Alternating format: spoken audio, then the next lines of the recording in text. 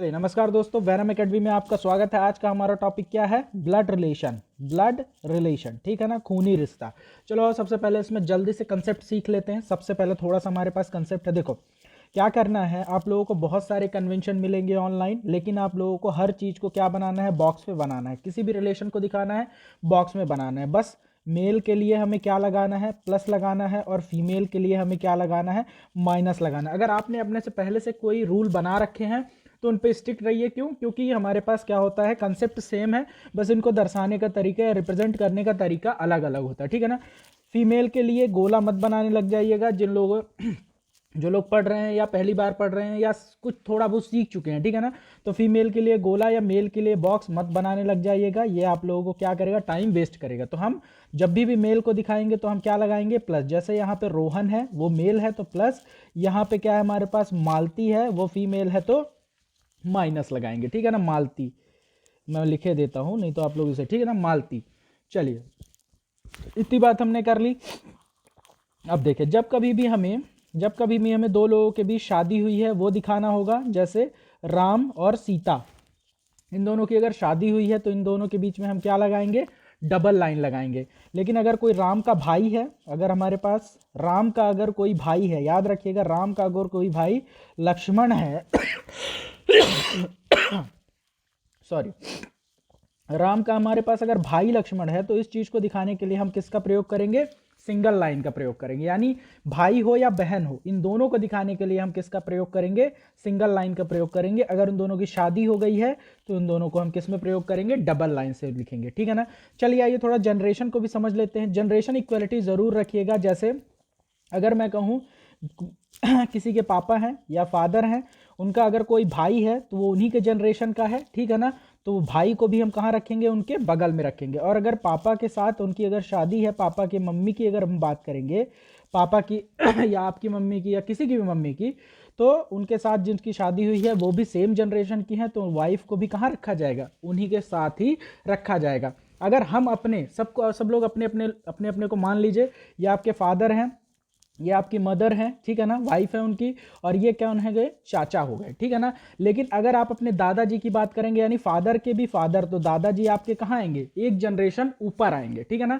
ऊपर लिखेंगे। Generation gap को बस बना के रखिएगा। और अगर आप अपनी बात करेंगे तो आप लोग कहाँ पे आएंगे? आप बच्चे हैं तो आप इनके नीचे आएंगे, यानी कि यहाँ पे आएंगे। अब अगर इसी रिलेशन में आप मान लीजिए आपका कोई भाई या बहन है, तो उसको आप सिंगल लाइन से ऐसे दिखाएंगे। और अगर आपके किसी भाई या बहन की शादी हो गई है तो आप उसको डबल लाइन से ऐसे दिखाएंगे। और अगर मान लीजिए जिससे उसकी शादी हुई है वो कोई फीमेल ही होगी, है ना, फीमेल ही होगी, उसके माता पिता को दर्शाना है, तो अब यहां से एक और लाइन चालू करेंगे। लेकिन जनरेशन जो, चाहे पत्नी हो चाहे आप हो, आपके माता पिता के जनरेशन के साथ ही आपकी जो पत्नी है, यहाँ पे वाइफ है, उसके माता पिता की जनरेशन आप अपने माता पिता की जनरेशन से क्या रखेंगे? बराबर रखेंगे। क्यों? क्योंकि आप भी आप अगर किसी के बच्चे हैं, आपकी शादी किसी लड़की से हुई है, तो उसके भी माता पिता होंगे जिनकी जनरेशन क्या होगी? सेम होगी। किससे? आपके माता पिता से। ठीक है ना। तो ये सारी बातें मुझे नहीं लगता कि अगर 15 दिन की रिवीजन क्लास चल रही है तो आप लोग यहाँ पे सीखने आए हैं। ठीक है ना। लेकिन फिर भी अगर किसी को नहीं पता है तो मैंने उसे बता दिया है। ठीक है ना। तो आपके दादाजी ये हो गए।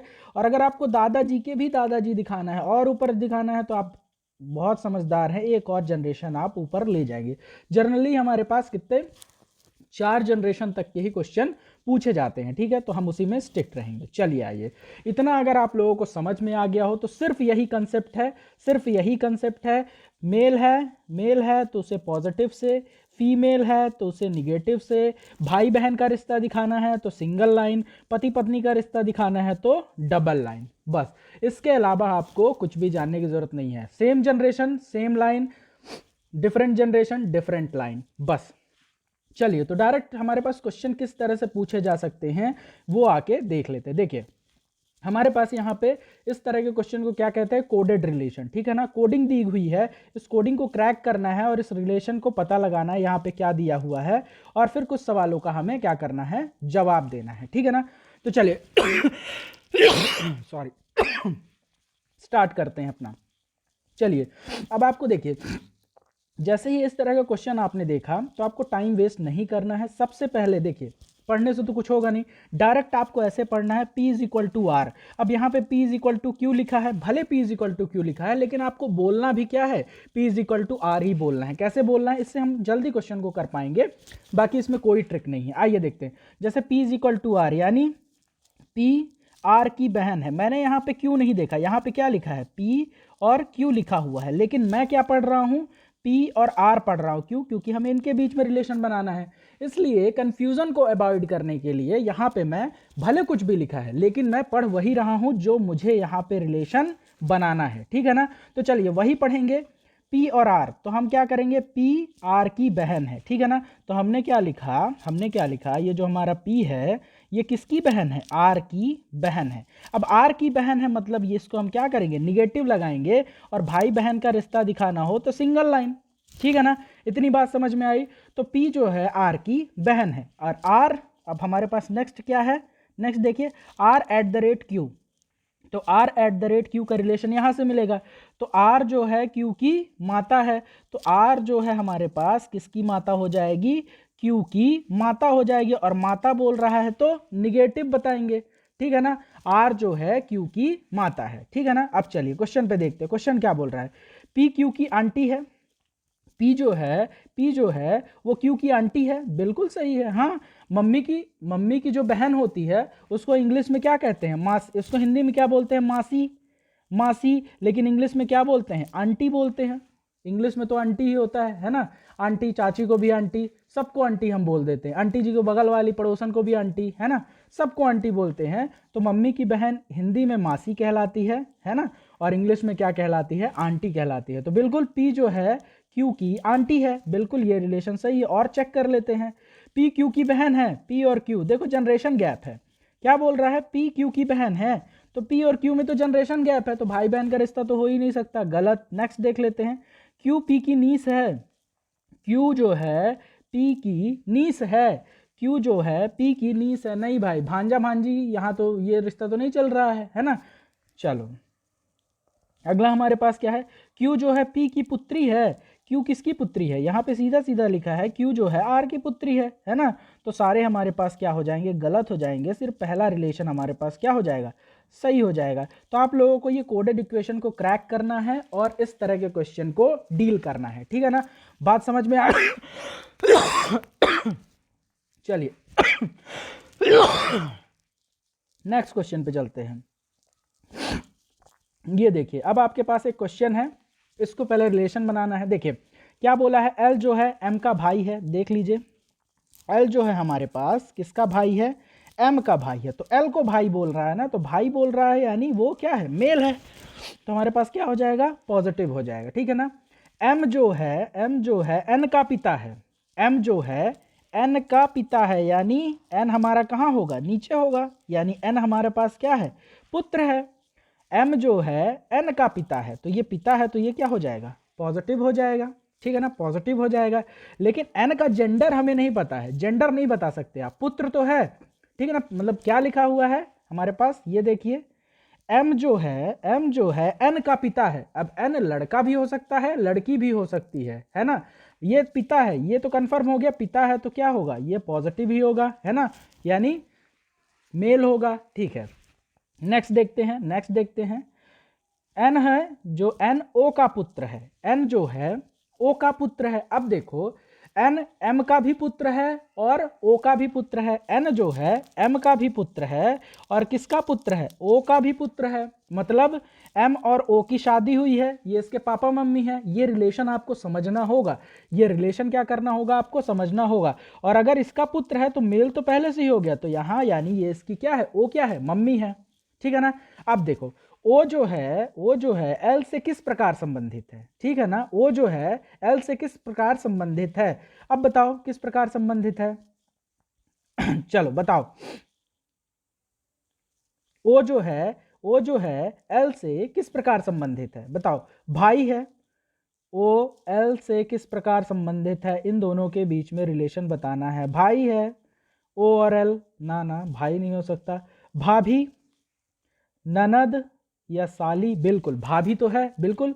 क्यों, क्योंकि ये भाई की क्या है, बहन है, भाई की क्या है, पत्नी है। तो हमारे पास क्या हो जाएगा, O जो है एल से किस प्रकार संबंधित है, तो आप क्या कह दोगे, भाभी, ननद, साली। तो हमारे पास ये क्या है, भाभी है, ठीक है ना। तो हमारे पास क्या हो जाएगा, क्वेश्चन नंबर सेकंड भाभी हो जाएगा। आंकड़े अपर्याप्त है, नहीं, हमारे पास पूरे आंकड़े हैं। चौथा, बहन है, नहीं, बहन तो हो ही नहीं सकती ना, भाई की पत्नी है, ये दोनों भाई हैं और इसकी ये क्या है, पत्नी है, तो बहन तो हो नहीं सकती। तो हमारे पास क्या हो जाएगा, भाभी हो जाएगा। तो ये हमारे पास क्या हो जाएगा, करेक्ट आंसर हो जाएगा। चलिए नेक्स्ट अपने पास क्या है, नेक्स्ट देख लीजिए। नेक्स्ट है आपके पास, देखिए, चलिए, विजय संजय की माता का पिता है। जो हमारे पास विजय है, अब देखिए इसमें भी आप लोगों को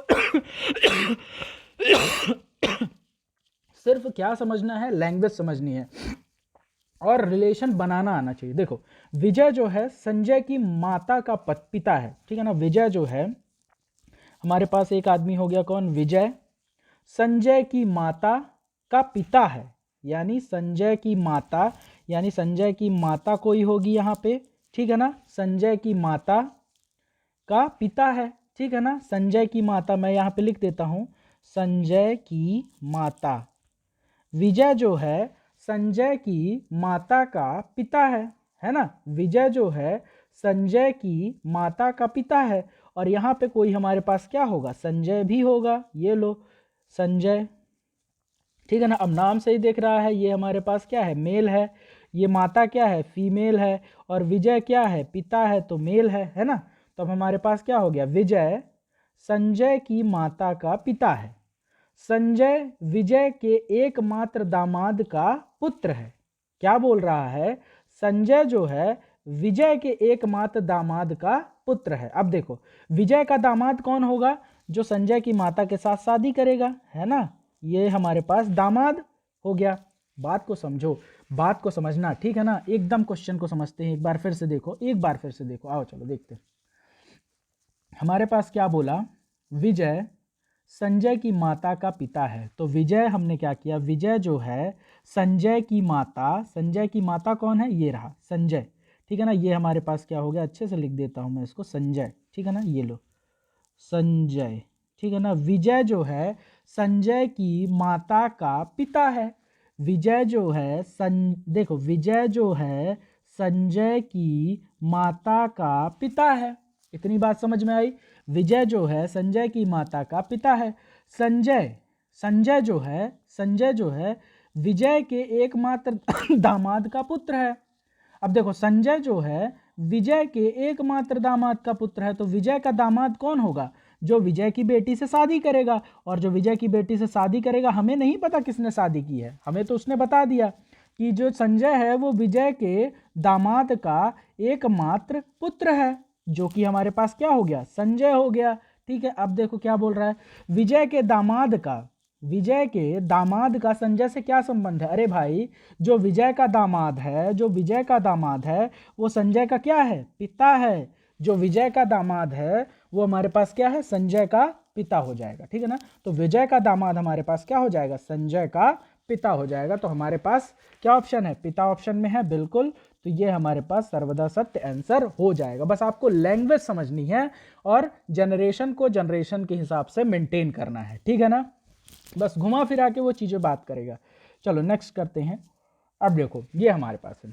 अब इस तरह का क्वेश्चन पूछेगा कि कोई लड़की है, वो इशारा करते हुए क्या बोलेगी, कुछ ना कुछ बताएगी किसी का रिलेशन। तो ऐसे क्वेश्चन में ना तुम फील किया करो कि वहाँ पे तुम ही खड़े हो, तुम ही एक लड़की हो, ठीक है ना। अब वो लड़की बोल रहा है तो तुम ही एक लड़की हो, ठीक है ना।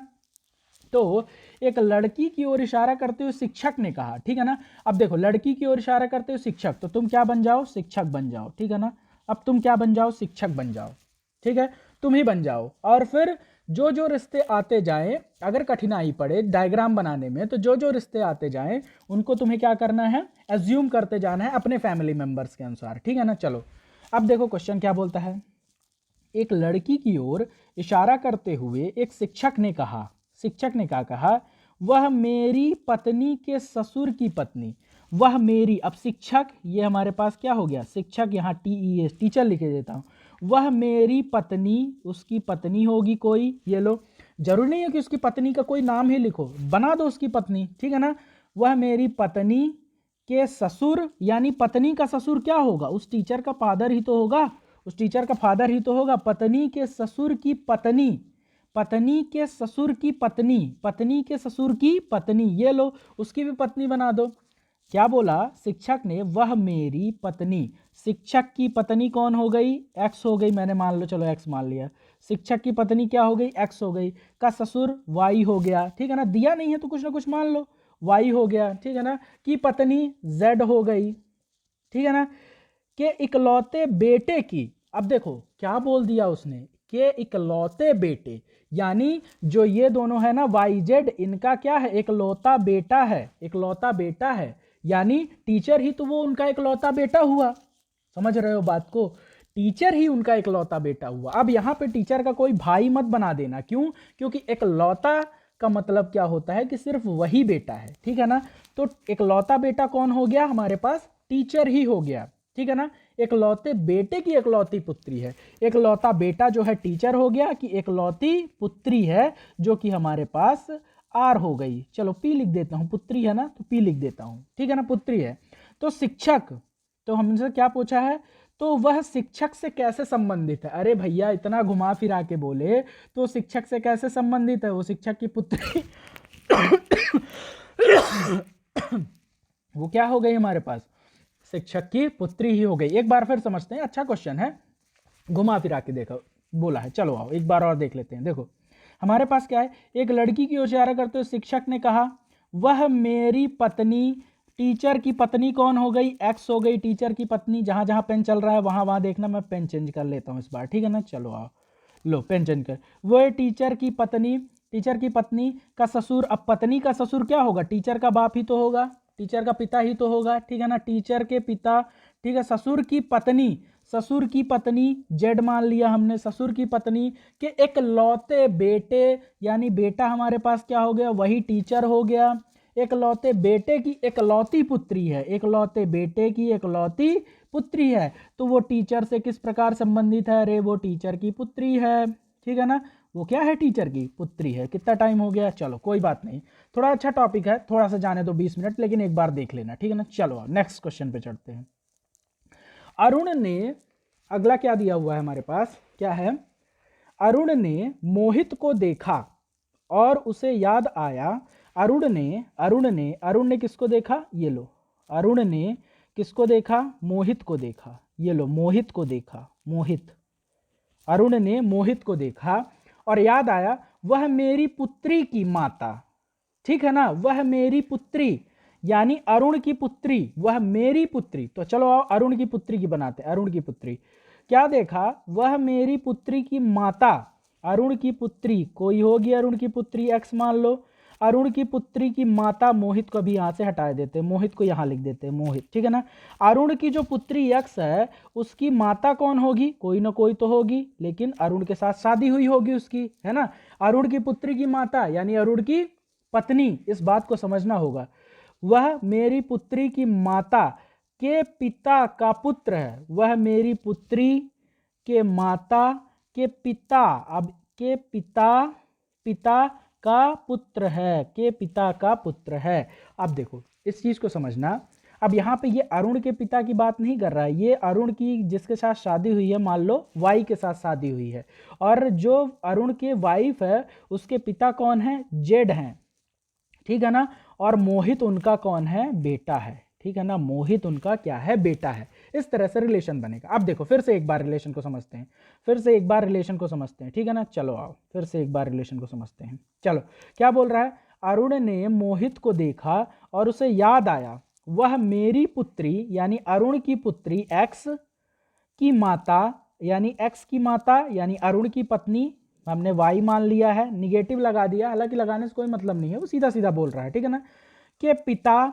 यानी पिता कौन हो गए, जेड हो गए, यानी पत्नी के पिता, यानी अरुण के ये क्या हुए, अरुण के ससुर हुए, और तुम्हारे नाना हुए, या इस यक्ष पुत्री के नाना हुए। अब ये दादा नहीं है यहाँ पे, ये उसकी पत्नी, ये जो पत्नी है उसके पिता हैं, यानी ये अरुण के ससुर हैं, ठीक है ना, अरुण के ससुर हैं, ठीक है ना। चलो तो हमारे पास क्या हुआ कि पिता का पुत्र है, यानी जेड का पुत्र कौन हो गया, मोहित हो गया, और मोहित किसका भाई है, मोहित हो गया अरुण की पत्नी का भाई। तब मोहित अरुण से किस प्रकार संबंधित है, अरे साला ठीक है ना, साला। ये कौन हो गया? मोहित। मोहित साला है, ठीक है ना, साला है मोहित, ठीक है, जिसकी सबसे ज्यादा चलती है घर में, साला है ना, बहुत मानते हैं इसको लोग। चलो आ जाओ आगे चलते हैं। ये साला, ये सबसे बड़ी फसाद की जड़ होता है किसी भी परिवार में, ठीक है ना। चलो आ जाओ जोक कर रहा हूँ, मजाक कर रहा हूँ। चलिए आइए देखते हैं।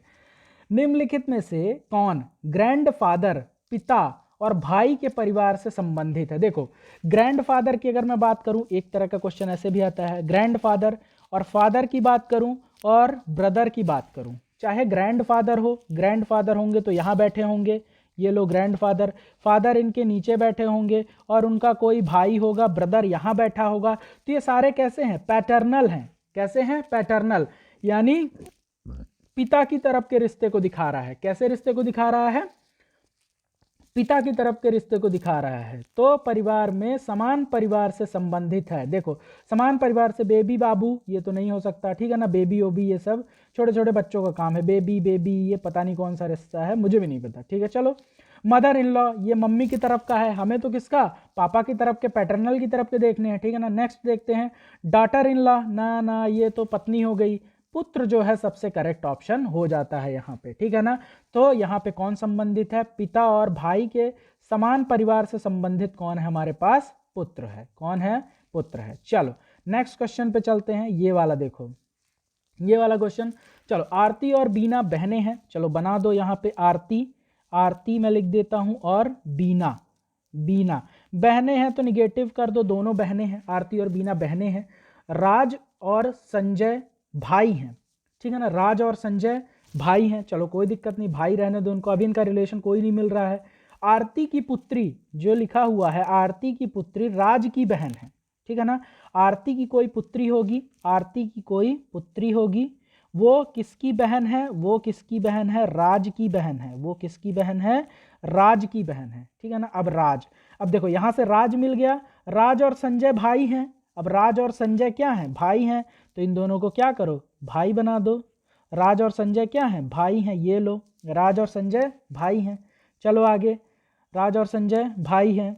बीना का संजय से क्या संबंध है? अब देखो, बीना, बीना हमारे पास कौन है? ये हमारे पास क्या है? मैं थोड़ा कलर चेंज कर लेता हूँ, ठीक है ना। ये लो, ये हमारे पास कौन है? बीना है। और हमें किसका संबंध पूछ रहा है? बीना का किससे संबंध पूछ रहा है? बीना का संबंध संजय से क्या है? अरे भैया, बीना जो है संजय की मौसी है, ठीक है ना। बीना जो है संजय की क्या है? मौसी है, मौसी है। अरे भैया, मम्मी हो गई। संजय की माता कौन है? संजय की माता आरती है, आरती की बहन कौन है? बीना है। तो मम्मी की बहन कौन होती है? मौसी होती है ना, मौसी होती है। तो इसलिए यहाँ पे मौसी, चाची, मामा सब कुछ लिख दिया है। क्यों? क्योंकि आप लोगों को कन्फ्यूजन ना हो, इसलिए ये ऑप्शन हमारे पास सही हो जाएगा, ठीक है ना। चलो नेक्स्ट क्वेश्चन देख लेते हैं। नेक्स्ट क्वेश्चन, चलो ये शायद लास्ट क्वेश्चन है, जी बिल्कुल ये लास्ट क्वेश्चन है। चलो, अब आप लोगों ने अगर यहाँ तक वीडियो को देख लिया है तो इस क्वेश्चन का आंसर आप लोगों को कमेंट सेक्शन में ज़रूर बताना है। प्लीज़ यार एक कमेंट कर दिया करो यार, आप लोग इतनी मेहनत कर रहे हैं, आप लोगों को तुरंत तुरंत कंसेप्ट सिखा के दे रहे हैं चुटकियों में यहाँ पे, तो बस एक कमेंट मांगते हैं, एक लाइक कर दिया करो, एक कमेंट कर दिया करो, ठीक है ना। बाकी लोग क्या करेंगे? स्क्रीनशॉट लेके क्वेश्चन का, और जो पेड हमारे पास ग्रुप चल रहा है किसका, 45 डेज रिवीजन क्लास का, उसमें जाके क्या करेंगे? जरूर बताएंगे कि आप लोगों से ये क्वेश्चन बना कि नहीं बना। चलिए तो आज की क्लास को यहीं पे समाप्त करते हैं। कैसी लगी आप लोगों को ये क्लास जरूर बताइएगा, और ज़्यादा से ज़्यादा क्वेश्चन को सॉल्व करिए। कंसेप्ट इतना ही है, अब आप चाहे 1000 क्वेश्चन सॉल्व कर लीजिए, कंसेप्ट इतना ही है, ठीक है। तो चलिए आज की क्लास को यहीं से समाप्त करते हैं। धन्यवाद।